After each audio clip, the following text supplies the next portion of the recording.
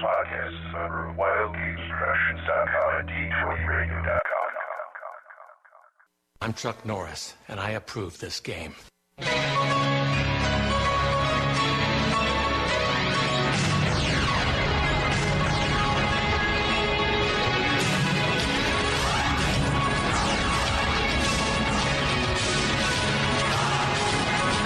Welcome to the Roll for Initiative podcast. This is the Roll for Initiative podcast. DM Vince is back, yes, alongside DM Nick. Good day, everyone. Yes, and joining us this week, a voice from, you've heard recently, DM, yes, he is DM now, DM Tim. Hey guys, glad to be back again. Yes, glad to have you, Tim. Matt will not be joining us this week because he's doing, I believe, a filming with his that film crew that he does things with all the time. He'll be attending that this weekend. Yes, they make those things called, what are they called? Movies. Yeah. They move, yeah. Yes, I heard about this thing. Yeah. Yeah, it's just a fad. Just a fad, yeah. Just like Facebook, just a fad. Yes. The internet's a fad, too. It is? Yeah, that's what I read on the internet. So, Nick, you've been out the longest. What have you been up to? Absolutely nothing. All right, good. We'll move on. Actually, yeah, to tell you the truth, I've just been busy with other stuff around home. Really? I haven't done any role gaming. Besides, I mean, not any role-playing gaming stuff. I was going to say role games, Nick. That's pretty interesting. I've just downloaded MAME, the multi arcade. Basically, you could do all these emulations of arcade games on your computer or whatever. And cool. So it's been around for a while. I've just been doing that. Been kind of fiddling around with that. Just kind of fun doing some old 80s and 70s shooter stuff. That's awesome. Yeah, it's fun. It's fun. I remember how I can imagine, like, when I was a kid, I don't know how. Now I understand how I ate through my whole allowance at the arcade when I went there. I was like, my God, how many quarters would I have pumped into this thing? This is insane. Gosh, arcades. I remember those days as a kid running to the store every week. They had little arcade stores. Oh, love it. There's a fantastic documentary that was done, I think, about 4 or 5 years ago called Chasing Ghosts. Oh. And it's about all these guys in the early 80s did all these top scores on things like Space Invaders, Asteroids, Berserk, Joust, so they went, Galaga, you name it, and they had like this big contest. And it's kind of like a where are they now kind of thing. Where are they now? Some of them, you just see the documentary. You see. Wow. Actually, most of the guys turn out okay. Some of them are just a little, whoa. You did what? I can't believe that. It used to be every corner there was like an arcade or some type of arcade game in like the candy stores or something. Now you're lucky if you find it in the mall. You have to go to Dave & Buster's, and half the time they're broken and they stink. And yeah, there was a short-lived time, that whole video game arcade golden age probably. But it was short. It was a wonderful time. 20 years. I wouldn't call that a short time, really. Yeah, I think it was because there was that big fallout in, I think it was 83, where there was like a big video game crash. All contributed to E.T. the Extraterrestrial on the Atari 2600. Oh, that game drove me nuts. Yeah, you know the urban legend behind that, right? Should I? Oh, you haven't heard? Wait, is that the one with the landfill? Yes, and it actually happened. They designed that game like within 6 weeks because the guy who was the head of Atari at that time promised Universal, particularly Steven Spielberg, we're going to have this out by Christmas. It was like October, when he made this promise. It was like September or October. So they designed this game super fast. It was craptacular, as we all know. And they had so many returns on it that all the games that were returned, plus the ones that weren't sold, they took them all to a landfill, I believe in Arizona. dumped them all, crushed them, and put a concrete slab over them. Okay. Like toxic waste. Yep. I mean, just destroyed them all because it was such a loss for Atari. It literally killed Atari after like 82 or 83. It practically drove it into the ground. I remember it being a bad game. I didn't know you could return it, though. Oh, it was horrible. Yeah, I remember someone getting it. I don't think I got it, but it was just that one. And I think which really broke the whole thing was their rendition of Pac-Man. I remember getting that one that stunk. Yeah, and Donkey Kong too. The Atari Donkey Kong. Yeah, the Atari Donkey Kong stunk, but the kind of the rebound was ColecoVision. I remember ColecoVision. Ah, Coleco, I had that. Coleco was the closest thing to the arcade too. It was darn close. Yep. To the arcade experience. In television, that too. And I think what really they pulled it off was I think you got Donkey Kong with the ColecoVision, and they had great emulations of like that and Zaxxon, Pac-Man. Yeah.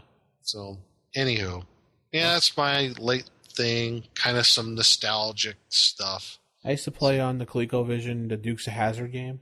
The Dukes of Hazzard game? You remember that game? They had a I've never even heard of that. No, I didn't even know. Oh yeah, you had to buy a special steering wheel with a shifter and a pedal. All right. And you got to drive the General Lee all around and through traffic. Like it was a driving game, and like Boss Hogg would chase after you. It's a driving game? I thought it was a drinking fighting game. Well, it could be. If you watch the first season of the show, you womanize and do things like that. Yeah, well, who wouldn't? Yeah. But, you'd have to run away and, like, you'd cause havoc on the road, and, like, Boss Hogg or Roscoe would chase after you. And would you do, like, a jump, and you go, yee-haw! And then freeze frame, and you go, yeah, them Newt boys are at it again. So, no, but you did hit the horn and it played the yeah. That? Yes, it did play that. Yes, that. Yes, I went there. Take two. Anyway. Oh, man. Come on. That was perfect. Yeah. So, okay, cool. Anything else, Nick? No, that's pretty much it. All right, so we'll go to me. We'll skip Tim. We don't care about him. Hey, he's DM Tim now. By the way. I know. He's one of the folk now. He's DM Tim. Yes, you're part of the collective now. The inner circle. One of us. Anyway. Oh, I like that movie. Yeah. You would. No. Yeah. So my game actually got canceled this week because we had lack of players. Everyone started dropping out. Things happened. I can't stand that. But, I hate that real life. Yeah. I would have brought other games, but people didn't really seem interested in playing anything else. So I just kind of was like, I'll just stay home. And I want to play League of Legends all weekend on my computer. It's something. Yeah, it's something, definitely. And then my wife and I saw Grown Ups 2. More like, I'm sorry. Yeah, more like Throw Up 2. But anyway. Ouch. The movie just absolutely made no sense. I mean, Was it painful?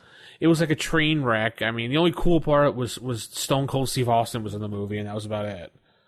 Like, wow. Rob Schneider wasn't even in the movie. I'm like, he must have read the script and went, no. Who wasn't in it? Rob Schneider. Oh, he wasn't in it? Nope. Really? I think that's the first Adam Sandler movie he has not been in. Wow. Yeah, but the rest of the cast was there. I mean, Kevin James was there and everybody. Kevin James, he's gained all that weight back, too, which I was surprised at. I guess Shaquille O'Neal was in it, too? Yeah, he played a stupid part. I mean, well, he is. I am Kazam! Yeah, great Kazam was in it? Yeah. Yes. Let me put my Gold Bond spray up on myself. It was like they wrote the script like when they were drunk one night. There just was a lot of chick and dude jokes and fart jokes and that's horrible. Oh no! Yeah, it was like they were back in college and they wrote just write a movie. I could produce this and you can't type thing. I think Adam Sandler's jumped the shark. He really hasn't produced a good movie in quite a little while now. Oh well. Yeah. Whatever. I mean, is it Manos Hands of Fate bad? No, it's not that bad. But okay, I'm like. It's just like the plot is just like meh. There's no purpose to the movie. It shows them updated 10 months later. They're living in their, the little suburban town. And of course they have a problem with the frat house kids again. And it's just dumb. Oh, well. Really, really dumb. I don't know. If you want to not see recommended. No, folks, if you want to go see it, go ahead. But don't. I don't recommend it. You might as well just take your $7 and burn it. Yeah, definitely. And that's probably much more fulfilling. Tim, what you been up to? Over the past week, I played actually a lot of games, more than usual. I started an online game, Google Hangouts game for Astonishing Swordsmen and Sorcerers of Hyperborea. I kicked off with one shot. It's pretty fun. It's very similar to AD&D, but there are a few tweaks. There are a lot of different character classes that make it interesting, but there are also a few tweaks in resolving like tests of strength. And thief skills are a little bit different. For example, thieves don't roll percentile dice, or you don't roll percentile dice for the thief. They roll a D12, and they have like a D12 resolution system. It's pretty cool. It's a lot of fun, and it's the setting is kind of embedded within the system itself. So it's based on Clark Ashton Smith and Robert E. Howard and Lovecraft kind of vibe.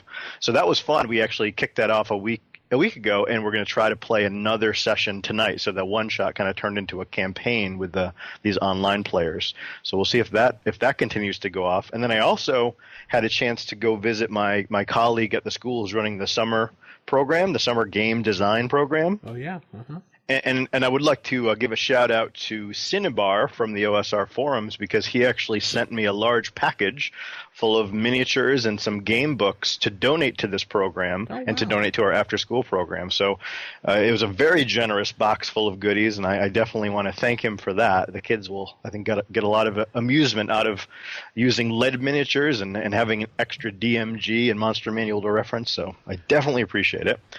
John's a good guy.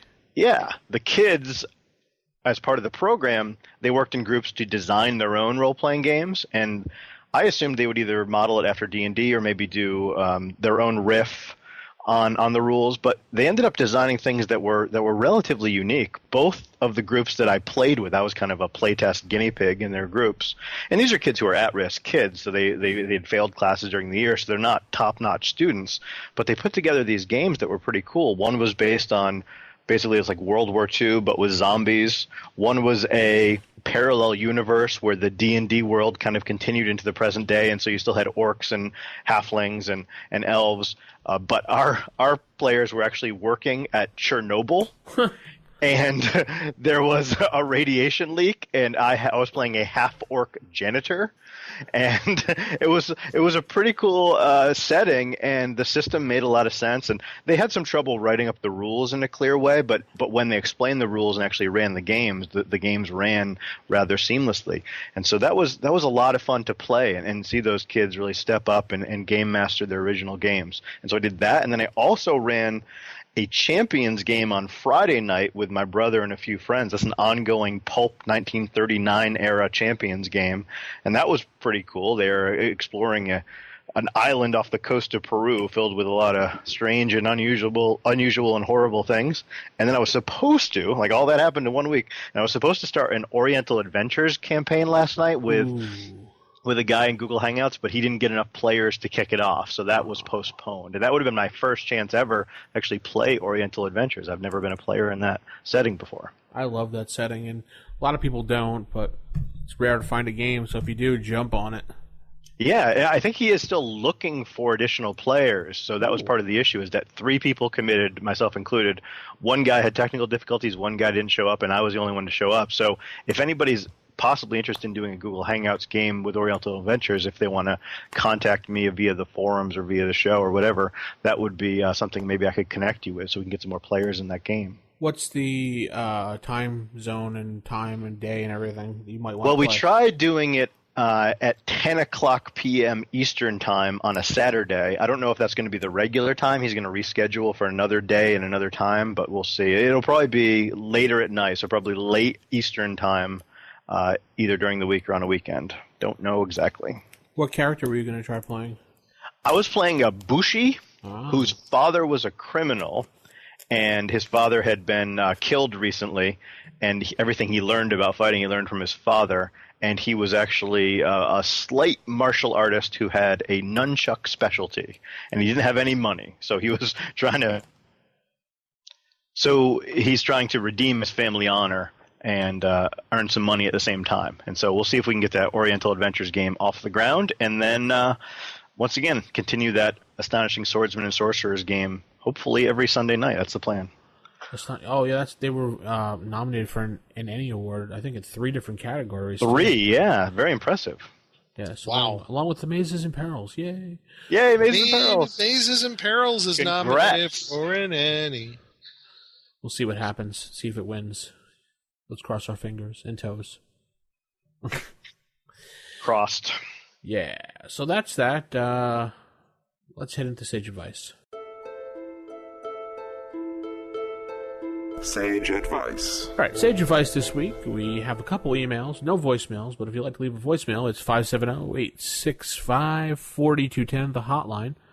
First email comes from Jim Q, and he says, "Hey guys, my group just picked up first edition after a very long hiatus for some and for the first time for others.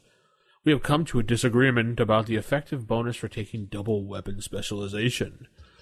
Some argue the +3/+3 bonus stacks with weapon specializations for the +1/+2 bonus, given the fighter an effective bonus of 4/+5 with said weapon.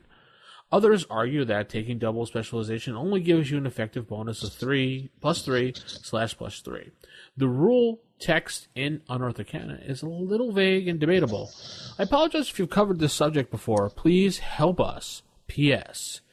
Thanks for the podcast. It has given me tons of insight and enthusiasm to roll against a THAC zero table. What's a THAC zero? What is that? I don't know. What is he saying? THAC something. I don't know what he's talking about. Once more. So, Nick, you have the Unearthed Arcana in front of you, correct? Yes, I do. And what does that rule say exactly? Yep, in Unearthed Arcana, page 18, weapon specialization for the fighter, and I guess Ranger too. Ranger can also specialized. But if you look under double specialization, again, just like standard specialization, it takes a proficiency slot, and only melee weapons, excluding polearms and two-handed swords, may be double specialized. So you cannot double specialized in missile weapons, so there. What it says about the bonuses, double specialization gives the wielder +3 to hit and +3 to damage with that specific weapon.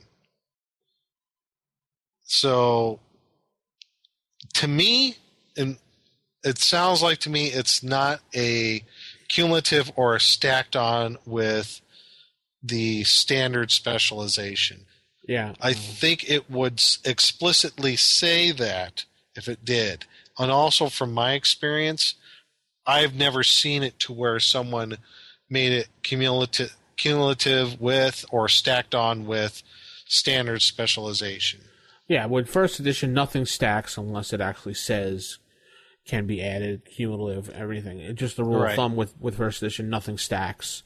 The specializations don't stack. The only thing that would stack to it would be any strength bonuses. Yeah. This is another reason why I don't use things like double specialization, because there's too many, the rules, just too much room to argue, and players like to argue these things, especially Munchkin-type players that like to argue, ooh, I can get a +5. Ooh. No, well, it doesn't say that. No, it's a +3/+3. That's how I do it, and that's how Nick would do it. Tim, what about you? I actually don't use weapon specialization in my games. The one Oriental Adventures game that we're going to play would be my first exposure of actually using it. When I run AD&D, I don't even use that option. I don't use non-weapon proficiencies, and I don't use weapon specialization at all. Non-weapon proficiencies are a joke. That's not part of the edition. And I don't usually use weapon specialization because it's so much room for interpretation that people like to take advantage of it, and I'd rather just skip it. I use weapon specialization, but a little modification to it. Oh, tell us. I don't allow rangers to have specialization. I only allow fighters. to have specialization. Because I think Rangers have enough special abilities as in and of themselves to make them unique amongst I think every character class has something unique to it, and initially the fighter really just didn't have much of anything. So I thought, weapon specialization for a fighter is a pretty cool thing to make it at least somewhat enticing for someone to play. If they're looking for someone, hey, I want to play a guy who gets the big honking sword, well, there you go, play a fighter. And if you want to use proficiency slots to gain that, then by all means go for it. So that's how I play it. Yeah, I would agree with you there. I think the Ranger has enough of an advantage over the fighter, and he doesn't need any more. Yeah, Rangers, Paladins, even clerics, druids. Each of those classes have something special. The fighter really doesn't have anything. He's just a stick jock. He's a sword and board guy. That's all he got. Meat shield. Yeah, pretty much. He's 80-20% meat. No, anyway. No, I think that makes sense, Nick. I think if I use the weapon specialization, it would be exactly for that purpose. That's a good adoption of the rule, I think. Yeah, I think when they put in fighters and rangers, I'm like, ooh. In retrospect now, I'm like, great. Now you're going to make rangers even that much more, annoying. Yeah. Well, they're just overpowered, really. I mean, they start with double hit points off the bat, so that's huge. Well, I guess. Well, that's why Unearthed Arcana is optional rules. Yep, they all are, though, really. Yeah, I guess you're right. True. But I'm still trying to figure out how a kobold is a giant class creature, but hey. Yeah, well, whatever. So there's the answer to that. Thank you, Jim. Second one comes from Tommy. He was saying, I was wondering if a party is fighting wondering what happens if, let me start that over again, sorry. I was wondering if a party is fighting undead and is starting to lose, decide to run away, which is smart, he has in parentheses, and comes back later, say about 8 hours after resting. Would that undead that they were fighting heal or be at the same amount of hit points he was left at when the party ran away? Thanks, guys. Well, first we have to say what type of undead, because undead is a big category. But let's say it's a band of zombies, for example. We'll work brains. The zombies will not heal. No. They will not heal. Neither skeletons. Yeah. Most of your mindless undead won't. Unless they have a natural heal ability, such as like a vampire does, or some other healing ability, they're gonna. Yeah, it's not like an MMO or PG Online when things regenerate hit points when you run away. No. So you're saying those wouldn't heal ever? So if they came back 3 days later, they would still have the same hit point loss? Is what you would do? How would they? I would think so. How would they heal? Unintelligent undead like zombies and skeletons, absolutely. How would they heal? Yeah. They're dead. They're right. undead. Unless there was like a necromancer in the area who wanted to boost them up, which would be kind of like a plot point more than a mechanic. Yeah. Right. And yeah, I agree. I don't think that and usually I don't tend to have stuff heal. And the 8-hour question is interesting because it's just enough time for them to heal, quote unquote, by the rules if it were a living creature. But I don't know if I would ever have things heal within that period, to be honest. If it's the same day, I tend to think, well, they still have the same hit point loss. Right. I know a lot of DMs will heal creatures and heal players and stuff like that just to make it a little bit easier and fun.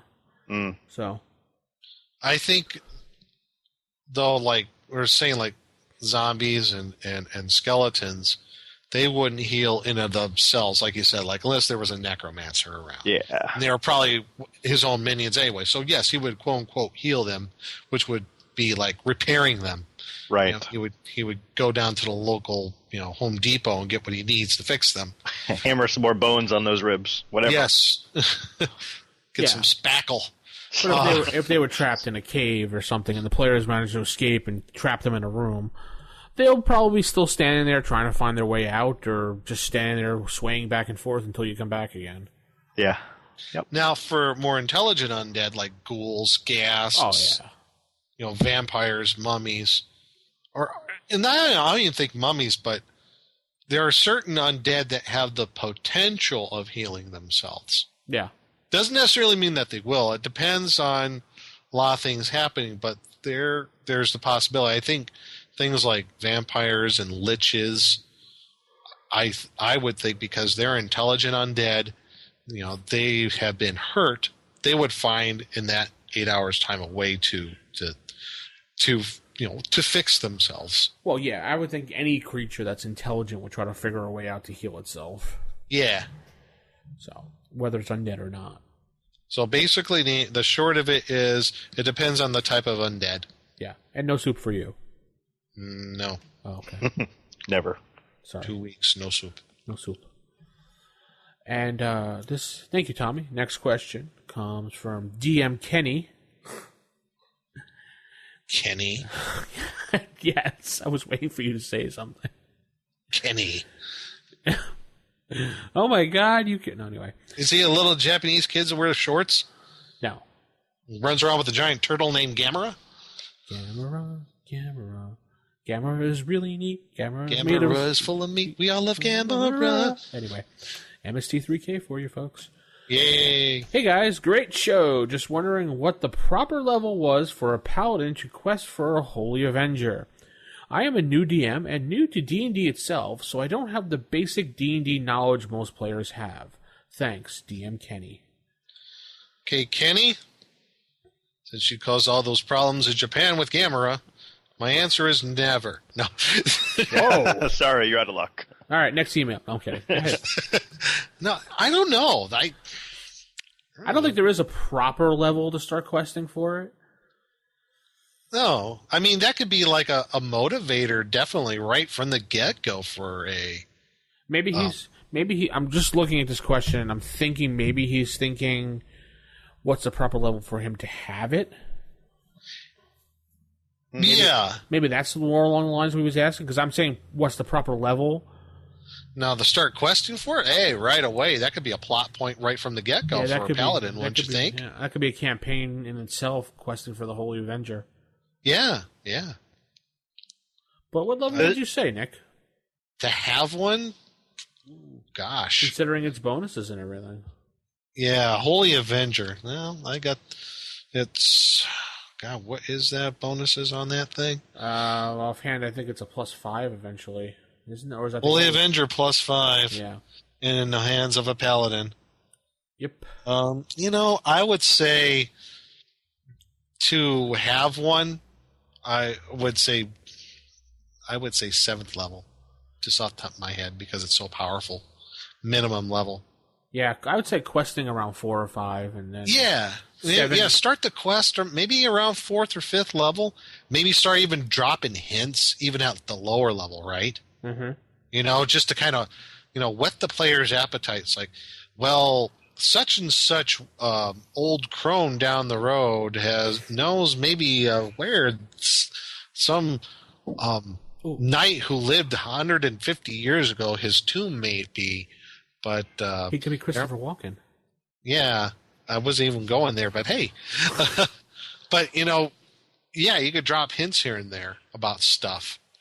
Drop rumors and things of that nature. Maybe around 4th or 5th level, yeah, he can actually start going looking for this thing and make it a huge, a plot and adventure in itself for the whole party. Maybe there's somebody else trying to get it. They want to destroy it. Maybe there's something associated with. Actually, a good way to drop that into a campaign. Maybe this particular Holy Avenger sword is whoever wields it gets the rights to a kingdom or something like that. They get to make sandwiches.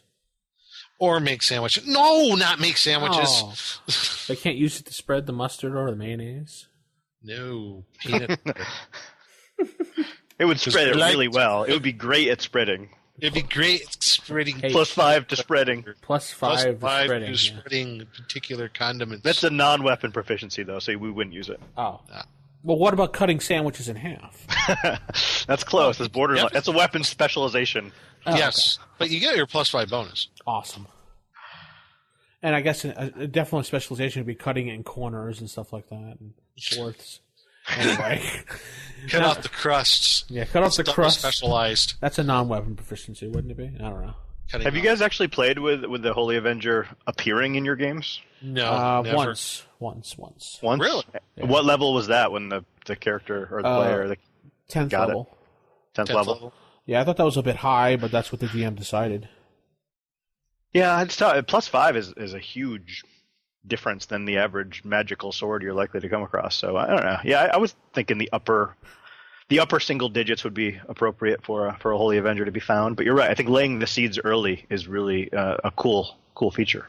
Mm-hmm. And then we found it, and we wound up going into Ravenloft, and we all died because it was a giant magnet on top of the Paladin magnet. So. Oh, terrific! Yeah. I was like, yay, we're all dead. New campaign. Huzzah. Huzzah's right.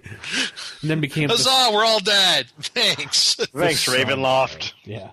The son of avenging the death of. Yes. Yep. And who was being attacked by Manos, the Hands of Fate. Oh, God. Nick, leave that movie to rest, please. I know. Pick a different movie. That is such a giant Gila movie. monster? Okay. I like that movie. The fact that they made fun of the monsters the whole time during that movie. Yes. Every time the car came driving by. I love that one. Good old classic Joel. Yep. All right. Guy, Joel. Our last email comes from Steven. Quick question for you all. Have you had experiences with planning your game? Of course we have, yes. Yes. Oh, yeah. Okay. So far. Yes. Great show. And waiting all week, and then suddenly people let you know the day before they can't make it. Obviously, yeah, we've all experienced that, so yes.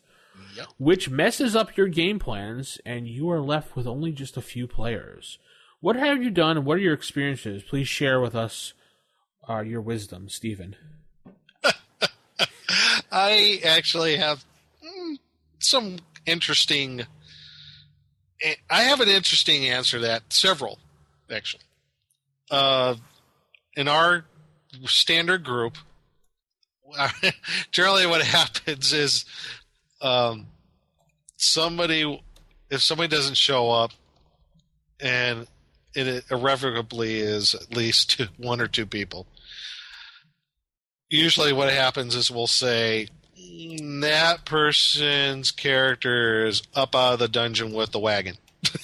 So, all right. I'm like, okay, fine. I can work with that. Just because they're not here doesn't mean they can't be useful. So that's why I usually do. Unless it's something that contributes to the plot, unless someone has left and it could contribute to the plot, then we try to do something alternate that evening. You know, I try to not leave my game the end of each session where we kind of decide, yeah, this is a good place to stop. And that's a consensus thing, by the way. It's not just my say-so. I go with the whole entire group. It's like, does this sound like a good place to stop?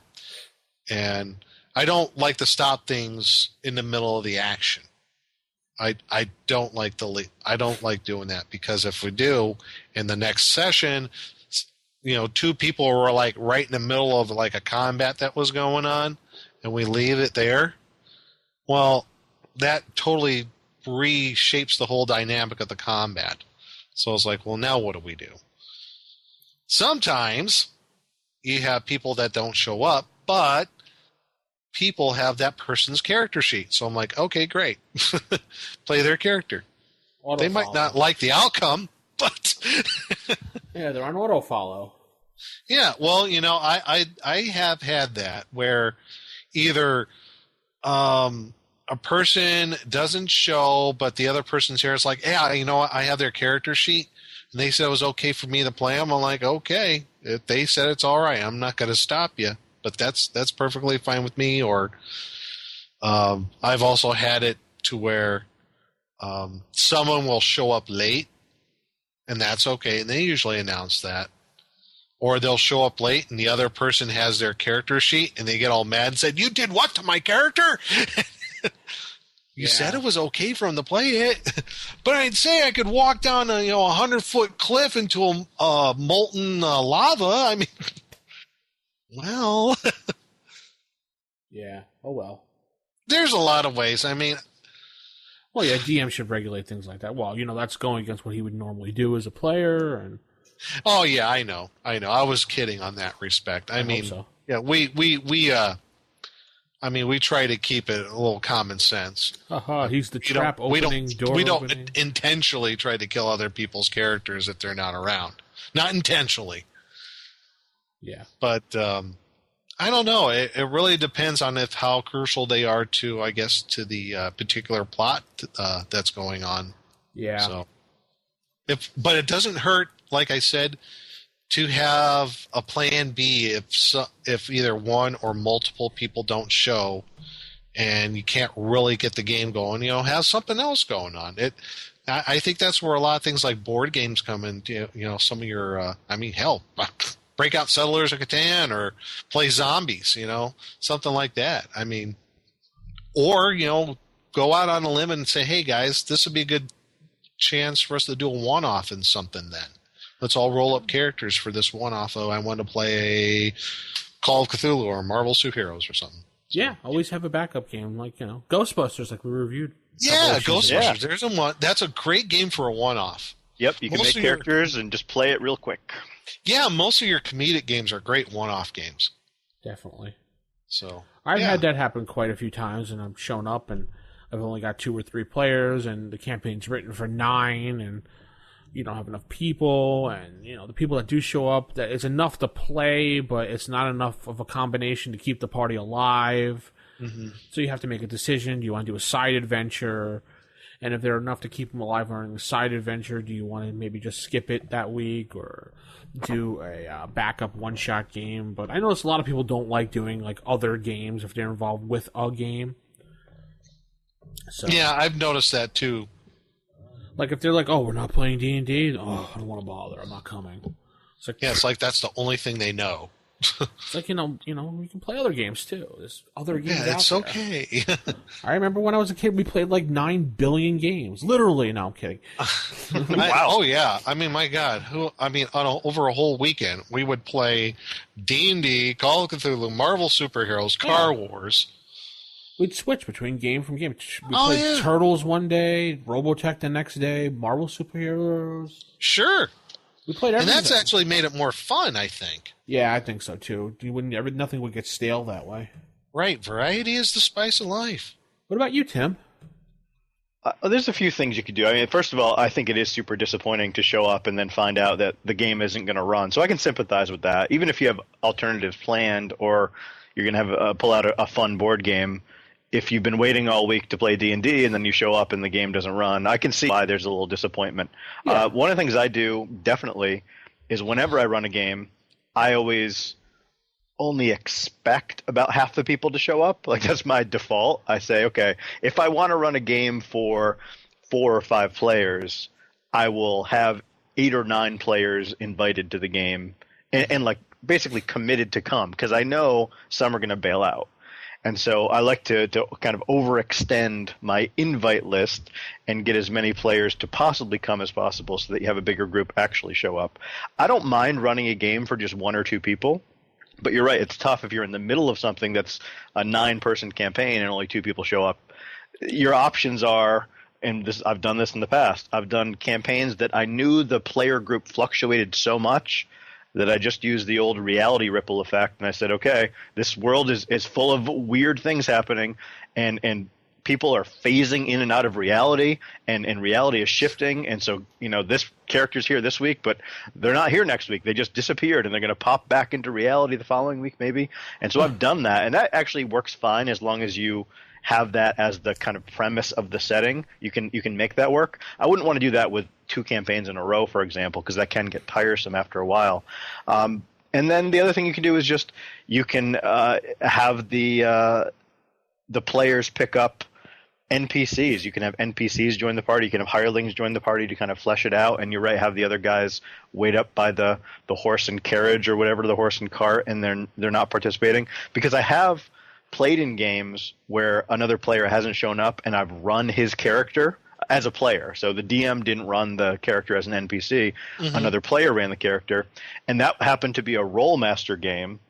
And if you played Rollmaster, you know it's a very dangerous system where anything can happen. Yeah. And so I played this game for almost a year, and I never rolled double zeros ever, except the one time I was playing my friend's character, and I rolled a fumble, and then I rolled a double zero on the fumble, which is the worst possible thing that could happen.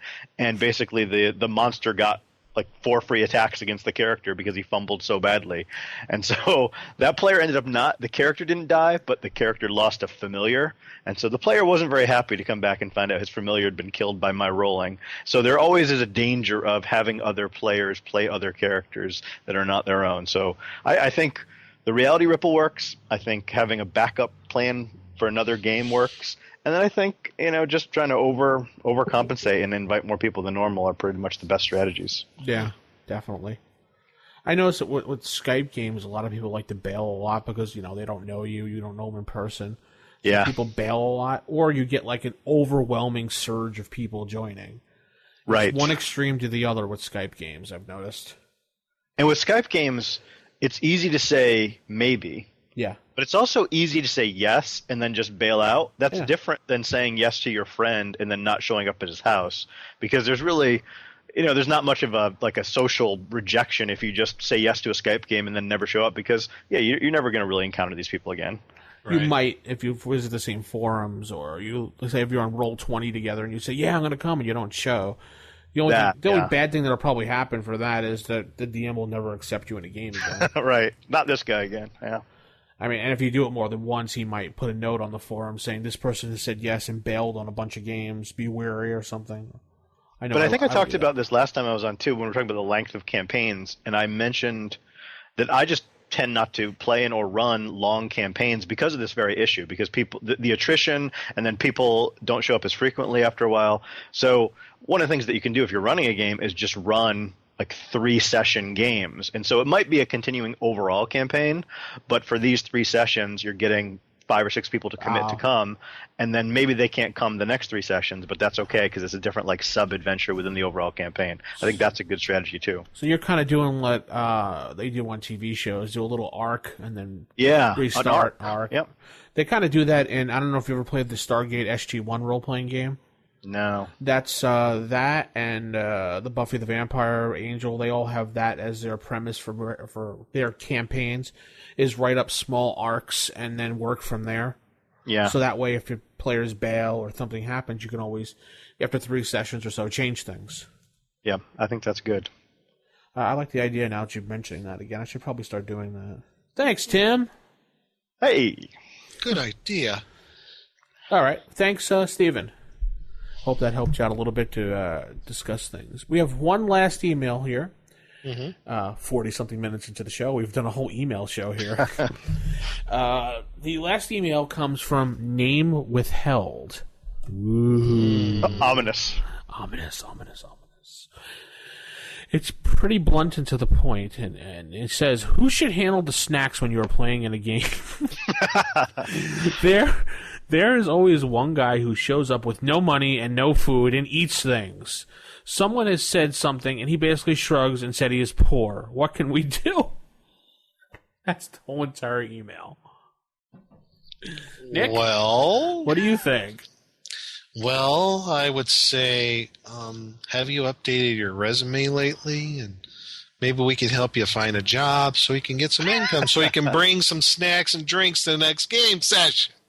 How long do you let your friend go before, you get a little annoyed and say, dude, we always bring snacks and you just chow down and don't bring anything? It's kind of stretching a friendship thing a little bit long there, so... I'm terrible with snacks. When I run a game, I never have any snacks or even think about it, and I don't even. It doesn't even occur to me. For me, games and snacks are a thing people talk about, but it's not part of my experience with the game. Yeah. But when my wife is around, she's such a a typical hostess type. We'll be playing a game and she'll pull out the popcorn, or she'll have some cookies or something. So she'll take on that role when she's around. But oftentimes, if she's not around or she's doing something else, I just don't think of it. I'm so kind of single-minded on the game itself as a DM that I don't think about the hosting responsibilities. And then when I go to play, I just never even think of bringing snacks, but other people do. And I don't know. I just don't think about snacks that way. I don't know. I guess it really depends on what you consider. Well, I guess addressing his question, yeah, if everybody in the group are really good friends, and a good friend would be able to take some constructive criticism, I would think. And I would say, hey, you've been doing this for quite some time as far as the snacks concerned, and you really haven't contributed. I mean, does like $3 to $5 really put you that out? You don't have $3 to $5 to spend on just some chips and some soda pop? I mean, really? What we did in one of my previous groups, we had, I guess the DM decided, because he was buying all the snacks and only a few of us were giving him money, he decided that 1 week he's just like, I'm not buying snacks anymore. My wife and I, we have our children to support, and no one's only a few people here are giving money, and other people aren't. So we've decided just fend for yourselves. We're going to have dinner at a certain time, whatever, 6 o'clock, for example, and we're going to order a pizza. So make sure you have money for that. If you want to bring something, bring it. No one will get insulted if you're sitting there eating chips on your own, and that's how we went from then on. Okay. So that's how we handled something similar to what he's talking about. Yeah. In my group, it right from the very beginning, and my experience has always been with someone would always bring something to snack on for themselves, or in this case, in the gaming group that I have that's been together for 11 plus years now, everybody brings something and we all share. Everybody shares what they have, no questions asked, and that's just how we are. And that's good for us, and we always plan for something around Thanksgiving or whatever. We always do a cookout in the summer, but yeah, that has never really been an issue with us, because I think at least in our group it's there are some guys who are younger, most of the teenage guys, and they don't have a whole lot of cash. Or if they do, I don't know. But it's understandable if you're younger and you don't have a job. Right, exactly. Ask but if mommy to buy you're a bag. Older in your 20s and 30s, and you say you don't have enough money to at least, I mean, $5 can get you a lot of snacks at the store. Dollar store, everything's $1. Yeah, go to the dollar store, buy 2 bags of chips. There's $2 you spend plus some tax, whatever your state tax is, or if you don't have it, depending on the state. And there you go. You spend $2 and 2 bags of chips. Everyone shuts the heck up. Yeah. And I think for me, because I don't know if people are, I don't think they're expecting me to bring snacks, because most people don't bring snacks when I go to a game. But if they said, hey, you two, you're bringing snacks next time, I would bring snacks. But the other question is, if this is a guy who is fun to play with, I'm thinking about people I play with, if it's someone who's really fun to play with, and the expectation was people brought snacks, but this guy never did, but he was fun to play with, I wouldn't care at all. So I think it's only an issue if the guy's not really that fun to hang out with anyway, and he's not bringing snacks. Then you're like, oh, this guy again. I think it's more of that situation. It sounds like in the email. It kind of sounds that way. It does. That this guy is, they consider him a leech or something. A leech, yeah. He's not as much fun to hang out with, apparently. And he's just there eating the food and taking up a player spot so they can play and have an average group of whatever players, it sounds like to me. Yeah. Well, it happens. Yeah, I think you got to just go with it, or hint that it's his turn to bring snacks, and just say, "Hey, bring snacks next time." And if he doesn't after a while, you can say that's your cost of entry into the game. You got to bring a bag of smart food if you want to play in the game or something. Yeah, bring a bag of chips. It doesn't cost much. $1 at the dollar store. Ooh. I know. Get your pennies. Go cash cans. You can do it. Pick the garbage. Do something. Recycle. Yeah. There's nothing you can't do. I mean, yeah, I've been poor. I've been unemployed for myself. Not had a lot of money. I still managed to bring a bag of chips to my games. Right. Yeah. I mean, you just learn how to budget yourself. That's all. Yeah, or, you borrow $5 from somebody before the game, and you say, all right, I'll hit you back up in 2 weeks when I get paid. Something like that.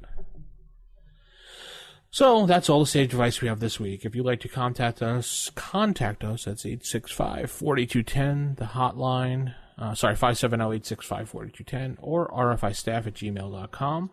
You can visit us at the OSR Gaming forums, osrgaming.org, where you can visit and talk to all of us, including Nick, who's posting up a lot lately. Yeah, lately. And DM Tim, who's been posting up too. That's right. I'm on the forums. I'm ready to roll. Yeah. Ask me questions on the forums. I will answer them. Yes, you will. And or you can go on Facebook.com/RFI Podcast, and you can always contact us there as well. We always answer questions, no matter what. And don't forget to go to iTunes and highlight review and click 5 stars. No, I'm kidding. And click whatever stars you think our podcast is worth and leave a nice little review, and Nick will read it during the stars portion. Or maybe I won't. Maybe I just don't want that. I just don't feel like it. All right, Wow. Nick. Be a little bit moody, Nick. We'll give you a tissue. And... Yeah, well, you know what? Tim didn't bring snacks. That's right. That was good. I was going to say.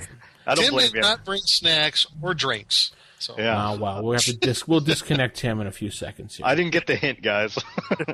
You know what, Tim? You come on my podcast and Don't even bring snacks. Yeah, and you eat all the time up on the air. And... Bring a thing of Pringles. Yeah. Yeah. All right. So let's head into table manners. Typical. Of all the evil creatures in the world, I like to find one with table manners. What are you kidding me? I spent years cultivating the worst table manners on the planet. Table manners. Okay, in table manners this week, we're going to talk about time in a campaign and in the dungeon, and how time shifts within a campaign.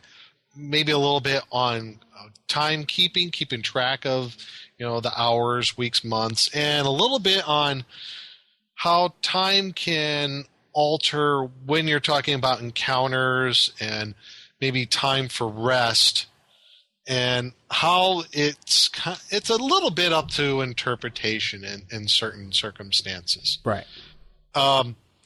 What got me on this particular topic was there was a on a particular forum, there was someone who posted on about, well, the forum topic started out as basically saying that magic users, and I would say any sort of magic wielding class, this goes for clerics as well, they really don't have a quote unquote penalty to their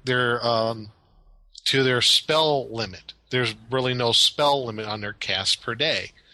And basically this person saying, well, most DMs, what they'll do is they'll kind of hand wave and say X amount of hours pass if you're going to take a rest. And lo and behold, you get all your spells back. This was part of their argument, also stating that that any DM that would, during your respite for the party, while you're trying to memorize spells, or in this case, clerics praying for spells, if any sort of wandering monsters or something happens during this rest time, if a DM does something like that, then it would be a jerk move. So, okay. And the topic and discussion went on for several pages. I even got involved, to say the least, because this person was looking at the rules, or I would say the game, as a person who's in a gamist standpoint. Okay? And I think there's two ways you can look at this as far as how time is regulated within the game. You have like a gamist standpoint, and at a more role-playing, but with a slight, I guess, realistic standpoint, I guess would be a theatrical standpoint, I might want to say. A gamist would say, okay, you go into the dungeon, you go into the room, there's an encounter, you do your encounter, you go on to the next one, and then go to the next one. Okay, it's time for our rest period after X amount of encounters. And this person say, okay, you have this rest period. Everything stops, you rest, you recharge, and then you go on to the next encounter. Okay? Mm-hmm. This is kind of the argument this person used, because they said in no uncertain terms that the cost during the rest time is too high. And this kind of threw people for a loop, because they're thinking, well, what cost are you talking about? Yeah, what cost? It's like the cost of maybe something happening during your rest time. That's a cost. That is delaying your given rest time. And using phrases to that effect, I'm paraphrasing here. Okay. But to this person was basically going upon that point to where it's like your rest time is a given, that you must have one.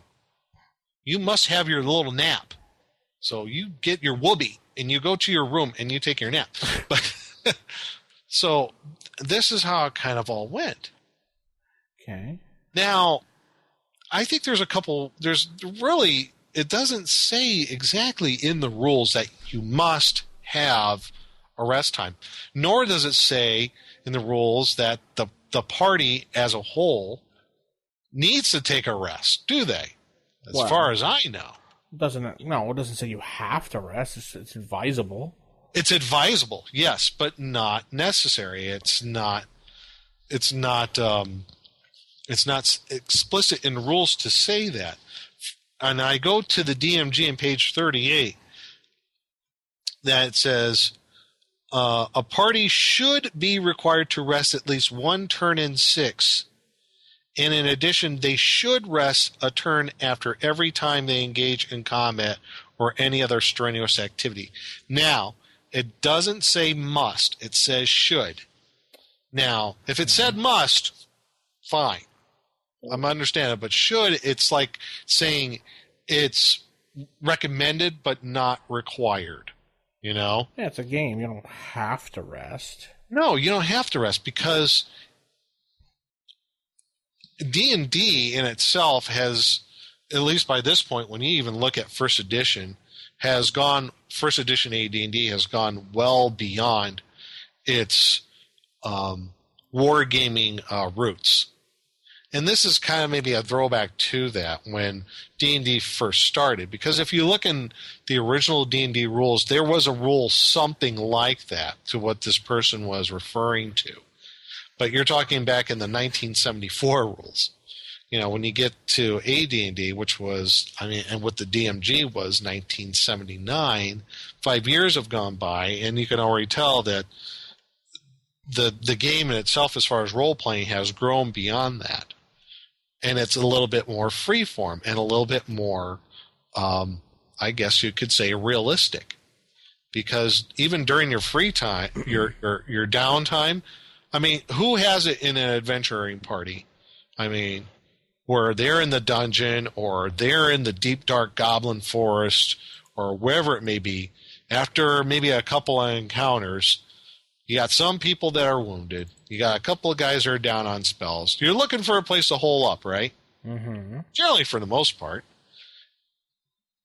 So you're going to find what would be considered a relatively safe place to have some rest. Like I said, relatively safe, because we all know by the rules there's one thing that happens even when you're resting up, especially if you're in the wilderness or in a dungeon environment. Random encounters, correct? Mm-hmm. They can happen. So what if you're holed up at the end of the dungeon hallway? There's a dungeon hallway. There's a 20 by 40 room that's this is kind of like one of the examples I used, is like maybe an abandoned armory. And it seemed like a pretty good place to hole up, to kind of rest up for a few hours. And you make all the necessary things to happen to where maybe it's going to be relatively safe. You bar the door somehow, like maybe put iron spikes, whatever. And magic users resting, memorizing spells, clerics praying, or he's also healing people. People are taking watch, right? Now, it doesn't, depending how long that you rest, I mean, if usually you do a random encounter check once every turn. Mm-hmm. Supposed to. And now, that's pretty much standard with the rules. Mm-hmm.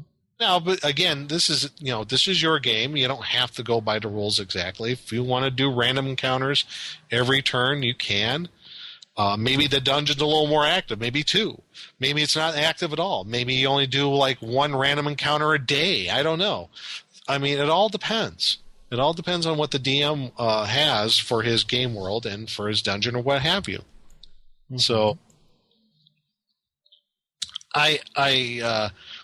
people try to come back to him and say, this is part of the rules. This is part of the game. And everybody who's ever played, and I think most of us can agree here, that you come to a point where you're going to have to, the party's going to have to rest just for necessity of maybe getting hit points back and getting spells back and doing whatever. And those are probably the 2 primary things besides, eating and sleeping. There's going to be random encounters that are going to happen. But this person said, that's wrong. That's a jerk move. Random encounters shouldn't happen. Well, why not? And that's the whole point of the Wandering Monster tables, is that it penalizes the characters if they're taking too much time somewhere, because there's an increased chance of encounters. And as you said, in certain areas it's more dangerous than others. So if they go back and rest at the inn, there could be a chance for an encounter, maybe, depending on where where the inn's located. But if they're resting in the middle of a dungeon, the chance increases. And so that's that's like how the game is designed. It's designed to punish people, or it's designed to punish players and characters who are taking too much time in dangerous places. And I would even argue that's not necessarily a punishment. I think that's a simulation of reality. Right. Like in the real world, yes, you go about your business. Say you get up in the morning, you get ready for work. You drive from your house to your job. It takes, I'll use the example it takes me 30 minutes to drive from my house to my job every day. Okay. Random encounters could be a wreck on the road, could be a police car chasing somebody down, could be a deer going across the road, and I've seen that, by the way, because I live in Ohio. Uh-huh. Those are random encounters. Even though my traveling time is kind of a rest period between my 2 destinations, things happen. There's no guarantee that something will or will not happen in that period. I mean, in a way, I think the random encounter is just like life. I mean, you can even go beyond that, I think. Even good DMs would even look at the dungeon. I'm just going to use a dungeon environment because I think that's something we're all common here too, and that we can all kind of wrap our heads around, because it's a how would I say, it's a closed environment for the most part. It's a controlled environment versus someplace outdoors. But say you're in a dungeon, and I used in my example in this particular thread that the party, they fight off this 8-headed Hydra. They go, and the DM asks, okay, what do you want to do next? Okay, we're going to go check this out over here. You watch the doors. Well, the DM hears all this, and he says, okay, he's looking at what's in the next room. Oh, the 2 ogres with their, and have been woken up because their pet has been killed. So a good DM probably would say, okay, those ogres woke up. They're going to prepare for an attack maybe because they heard all this commotion. They flip their beds. They alert the 8 orc mercenaries down the way, grab their crossbows and long swords, and the ogres get their battle axes at the ready. And then the DM says, okay, what do you guys do next? Okay, we're going to go into that door beyond where the Hydra was. Okay, you open the door, you see what appears to be 2 ogres with battle axes behind a couple of overturned beds, and with 7 or 8 orcs with crossbows pointing at your heads. So who would not, as a DM, maybe do something like that? I mean, does that make sense, or does it not make sense? No, it makes total sense what you're saying. Absolutely. It makes sense to me too. And one of the things that I've found myself doing lately, I actually learned this from a DM we've been playing with the Rollmaster system, is when he designs his encounters to make that the setting more interesting, his random encounters, he includes 25% of them as relatively innocuous encounters. But we don't know what those are. You can't always tell. For example, it might be a horse just, running right towards you, and it could just be a wild horse, but you're always on guard, and it may end up not becoming a combat thing. Sure. But it was just a random thing that happened. But one of the things I wanted to say about your point was later editions of the game don't have that feature emphasized as much. They don't have that scenario you outlined unless it's kind of a planned encounter. There's very few random encounters in later editions of the game. They're all kind of set, staged encounters, and basically it's almost as if the fictional world of the game, doesn't exist except vaguely in between set encounters. And that's what I think makes the earlier, especially first edition, but it makes the earlier editions different, is that the setting is the thing, and the characters are exploring the setting, and the setting will interact with them.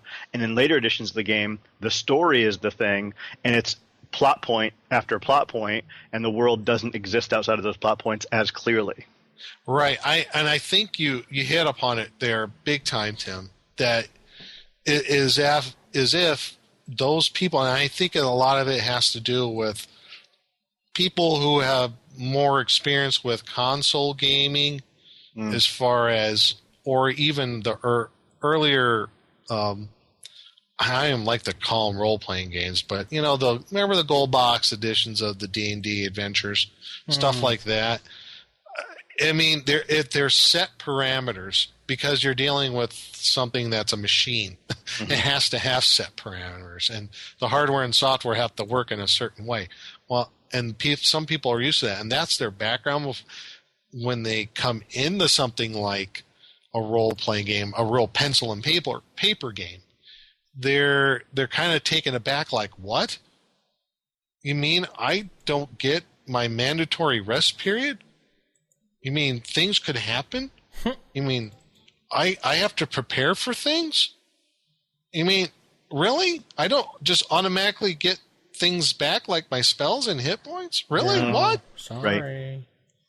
And I think that throws people for a loop if they come from that background. So it takes a little bit of explanation of those people. It's like, think about how like some movies are. Think about Lord of the Rings. I mean, come on. Do you think when they were looking for for Sam and for I would say for Pip and Merry, when they were on the quest in the Two Towers, those orcs were not just standing by with the two halflings, okay? They were traveling on, and they were being hunted down. So it's like it's at least AD&D and most versions before, I guess, 4th edition. It is about how you interact with that world, with that environment, and there is some randomness there. And with that randomness, there is some danger. There's some risk, and that's the whole appeal of the game, in my opinion. The appeal of the game is the randomness, the danger. You got to be on your toes. I think that that entire forum thread just it clearly was kind of a silly argument. Because you're right, it just doesn't make sense to say, oh, you're guaranteed the 8-hour rest, you're guaranteed to get your spells back automatically, no matter what kind of dangerous environment you put your character in. But what about this, though? I mean, what if it was a more reasonable debate about this, which was, as a DM, let's say they are camping out in the wilderness, and it's an average danger of wilderness encounters, and it's not. So maybe it's like you roll a d8, and if you roll a 1, there's a random encounter, and maybe you do it every 2 hours of sleep or whatever. Sure. But you just happen to roll a bunch of 1s in a row. And so my question to you as DMs is, if you roll a couple 1s in a row and then those characters never get any rest, and after the second random encounter they're all down, they're either unconscious or they're down to their last hit point, and then do you just stop rolling random encounters at that point because you want to give the characters a break? Do you do a DM control to say, let's slow down the random encounters or else the entire party is going to die? I think that's a more interesting question, is how you handle that when the randomness becomes so far against the players that the game might just come to a crashing halt. That's a good question. And I think a good DM, knowing how his players are and knowing how they would react to certain ways, how things go upon in a campaign and how he handles things. I think it comes to the game, the game dynamic of the player and the group dynamic of the players and the DM. That's what I wanted to try to say. Sorry. If they're okay with the randomness, then I'd say go with it. But for me personally, I think I would kind of fudge it a little. I think I would, because it's about having fun, and who wants to say, yeah, we were killed by a bunch of random encounters where we're trying to regain spells and hit points. That doesn't sound fun at all. Maybe, and I think the good point would be like saying, Tim, it's like maybe you just push it to that brink, but then you finally pull back and away and say, oh, okay, now there is that rest coming for them. So it's like, yeah, I think I would fudge it as a DM. I'm not strict in that respect, I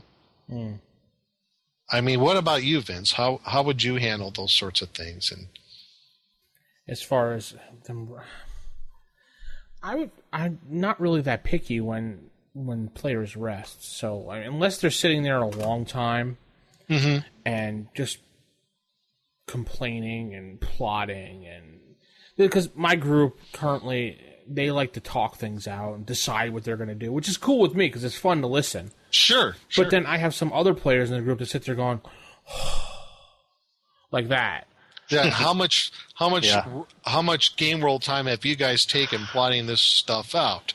You know? It's like they're sitting there, okay, we're going to do this. And then they'll if they have a map, they'll be like, okay, we're going to go up this way. Like they're actually planning a tactical movement on things. If they were the professional military, that's how they handle things. And it's cool to watch this as a DM. Be like, oh, that's interesting. I never would have thought they would have done that. And then I got one player or two players sitting there going with their hand on their head on their elbow hand, and they're just like, oh, come on, guys, let's go, Ray. And then they're just finally just go, I run in. It's just annoying. So, well, I guess what would be too much time? I would say if the players take 10 minutes, that's way too much time. A couple minutes debating on what you want to do, and if it turns into an argument, that's what the DM would say, okay, listen, I need a decision.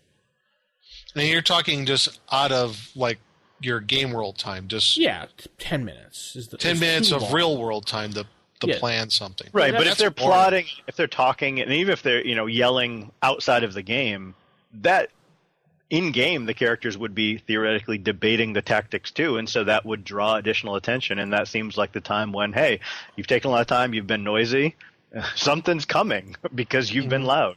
Absolutely, I've done that plenty of times, and the players are sitting there going, "I'm going to do this." Blah, blah, blah, blah. It's just like, all right, I kind of do that too. Where make a decision. If they're out in the forest or in the dungeon or out on the road somewhere, and everybody wants to kind of do their own thing while they're decided to bed down for the night. And everybody's just kind of, well, I want to do this, and us guys here are working on this stuff here, and we're trying to decide this here, and I'm like, okay, all you guys are kind of sort of making all this noise and everything. I'm gonna roll, okay, let's see what happens. The best thing I've found to do in those situations is, as a DM, sit back, start rolling dice. Yeah. One player will catch on and start looking and go, guys. We gotta make our move. And then everybody looks over and they see the DM going, roll. roll, and I'm just rolling the dice. I'm just, because I'm bored. Might not mean anything, but they don't know it. Yeah, and most of the time it means nothing, but if they start paying attention, I'm like, oh, okay, and then that's when everything starts happening. So. Yeah, I do think that it's about the fundamental design of the game, though, and the fact that the early editions of the game are different than 4th edition. Because I'm thinking of, for example, when I run D&D, on a standard type of adventure when they're out in the wilderness or in a dungeon and they decide to camp there, usually I just roll 3 checks. I roll a wandering monster check for like the beginning, middle, and end of the night kind of thing is what I do. And I would maybe increase the odds of so it might be a 1 out of a D8, but maybe it's a 2 out of a D8 if they have a lit fire or something, for example, something that would draw attention to them. But when I run champions, like I'm running that pulp game, with champions, when they get away from whatever bad stuff they're involved with, I don't roll for checks to see if their evening is interrupted in Champions, because Champions is based more on scenarios and kind of plot points and individual encounters. And can you imagine having a random encounter in Call of Cthulhu? Yeah, right. Yeah, so it's not designed that way because D&D. And thank God it isn't, because that would be a very, very quick game. It'd be a quick game, yeah. Single session Cthulhu every time. Yeah. Yeah, it's like, oh, random encounter. Oh, yeah, look at a Shoggoth. Yeah. And I think that's at least why I like first edition D&D so much, and I assume why a lot of people like it, is because it does emphasize the environment as a thing that is operating on its own rules, and the characters are interacting with that environment, but kind of regardless of what the characters do, the environment still got bad stuff going on. And so that's where the random tables and encounters come in, and other games don't necessarily have that feature. So it's a feature of AD&D. It's not something that is a bad thing. Right. It is definitely a feature, because I think when you emphasize random encounters, that's why a D&D, even up to, I would argue, even 3rd edition, you could have either a standard plotted campaign, or you could run a whole sandbox campaign. Yeah. You could do it either way, and it's perfectly fine. It's whatever you as a DM or as a group is most comfortable with. So I played in both kinds of environments. I played it to where it was a plotted out huge arcing campaign, right? I think we've all played that, but I've also played in sandbox campaigns. Not many though, but I have. And they both had their positive and negative points, but the game, I think you hit on, Tim, it does lend to either one of those. It doesn't favor either one. It's a totally modular game that you can plug into having a sandbox campaign, or you can just do something as a story arc campaign in itself. Sounds good. Right, and the way the rules are written definitely favors the fact that whether it's a story arc campaign or a sandboxy or whatever, or a longer thing or a single session, it still favors the idea that the environment, the setting, is what matters. And so in other words, if you're playing first edition, not even by the book, but sort of vaguely inspired by the book in any way, and the characters are exploring caves, you have a map of those caves. I mean, that's like inherent with the game itself.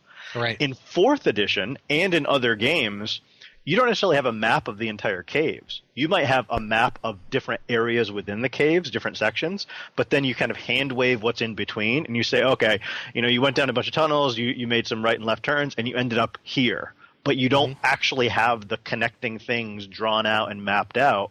And that's a big difference. The gameplay is fundamentally different when you have just kind of the vagueness in between encounters, whereas D&D, it's like, no, every 5 or 10 feet of this cave or this dungeon, there's a possibility that something could happen, and it matters. And that's why the whole history about players mapping out the dungeon is so important, because they have to navigate their way out. And I think in D&D, the only time that kind of hand waving and vague area happens is maybe between dungeons. Like when they go back to town, maybe in town time passes at a different rate because you're kind of saying, oh, okay, you spent a week doing this and this, you talked to these people, and then you might role play some of those things.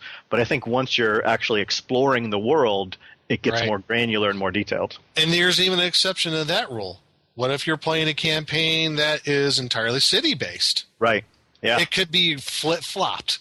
Maybe all the random encounters happen in the city, and all the other in-between stuff happens outside of the city. In the safe dungeon. You get the safety of your dungeon. Yeah. Well, I mean, we do have. I mean, I know people who really dig playing a campaign that's entirely city-based. There's a lot of mystery and intrigue and backstabbing, and they love that sort of thing. So in that type of world, you're going to have you can do random encounters in the city. Then you would have those things in there. Sounds like they'd love Legend of the Five Rings then. Yeah, or like was it City State of the Invincible Overlord? I mean, that's a ginormous box set that lends itself to a whole city campaign. I mean, you could do that with like Forgotten Realms with Waterdeep. You can do a whole campaign within Waterdeep, and there's a ginormous dungeon under it. So if you can go to Undermountain. So I think as far as time is concerned, there really is no hardcore set rule to saying that you have to have a rest turn or an encounter turn. But if you want those things, you know what? Go for it. If that's the kind of game that you want, I mean, that's fine. Yeah. But to say that a DM who runs a world that's living and organic and saying that random encounters do happen, or he, his world reacts to how your adventurers react to it, and if you say that's a jerk move, then, well, I'm sorry, I have to say you're wrong. It isn't. Absolutely. Agreed. So, well, I guess that's going to put a stamp on things. Yep, because we're out of time. And time is not on our side. I was thinking more about Time by Pink Floyd, but hey. I don't know. I was just talking about time. I keep thinking of that movie with Denzel Washington, In Time, I think it was called. Not familiar with that one. The one when that bad guy keeps leaping from body to body and taking people over, and he actually wins in the end. Oh, yes. Now I know. I think it was called In Time, but it was a really good movie, though. Yeah. Anyway, so that's the Roll for Initiative podcast, Volume 3, issue number 120. Yes, and then hopefully you guys can email us or get us on the forums or, call us in and hear about how you guys handle, the time that matters in your campaign. And, would like to hear some feedback on some of that. Definitely give us a call, 570-865-4210, where Tim is answering the phone. No, actually, I'm not. Oh, yeah. Sorry. Because you didn't bring snacks again. Yeah, they won't let me. They won't let me near the phones. The kobolds are standing by. Yes. Random encounters are standing by.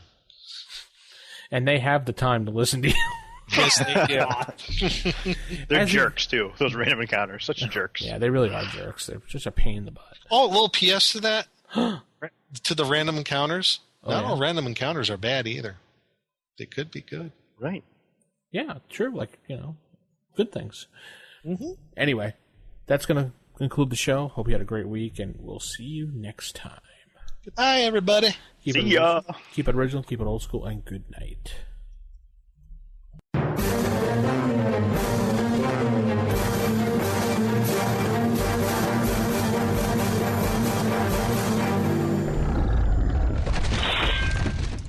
Roll for Initiative.